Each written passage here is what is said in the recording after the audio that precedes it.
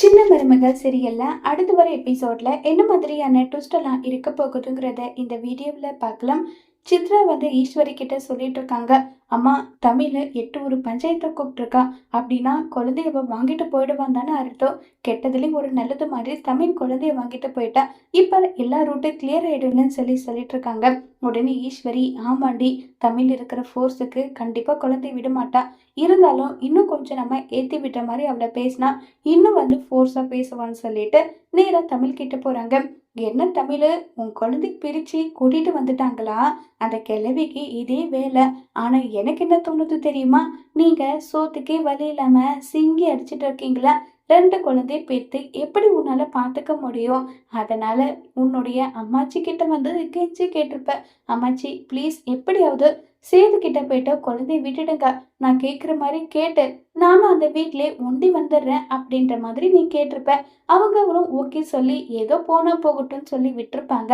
அதனால நீங்க போட்ட டிராமா தானே இது இல்லைன்னு சொல்லிட்டு தமிழ் கிட்ட கேக்குறாங்க. உடனே தமிழ், இங்க பாருங்க, நீங்கெல்லாம் யாரு? உங்ககிட்ட நான் ஏன் பேசணும்? உங்ககிட்ட பேச வேண்டிய அவசியமே எனக்கு கிடையாது.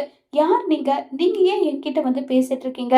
நான் எதுக்காக வந்தனோ அந்த வேலையை மட்டும் பார்த்துட்டு போக போறேன்.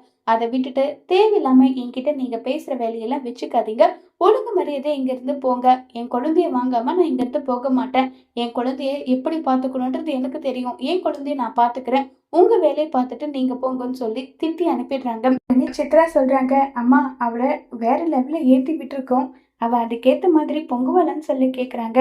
ஏண்டி, அவளுக்கு ஏற்கனவே ரோஷம் மானம் எல்லாம் அதிகம். அவளை இப்படி பேசிருக்குன்ற கண்டிப்பா அவ போயிட்டு விடுவாளா? அவ குழந்தைய வாங்காம அவ இங்க இருந்து போக மாட்டா. இது மூலியமா சேதுக்கும் தமிழுக்கும் திரும்ப ஒரு மோதல் வந்தா அந்த விலகல் இன்னும் அதிகமாயிடும்ல. அப்ப எல்லாமே நமக்கு சாதகம் தானே. எப்படினாலும் ஐஸ்வர்யா கூட சேர்ந்து சேதுவை எப்படினாலும் வாழ வச்சிடலாம். அதனால கவலைப்படாத, சேது கிட்ட குழந்தை வரப்போறது கிடையாது. குழந்தைய தமிழ் தான் தூக்கிட்டு போக போறேன்னு சொல்லி ஈஸ்வரி சித்ரா 2 பேரும் சந்தோஷமா இருக்காங்க.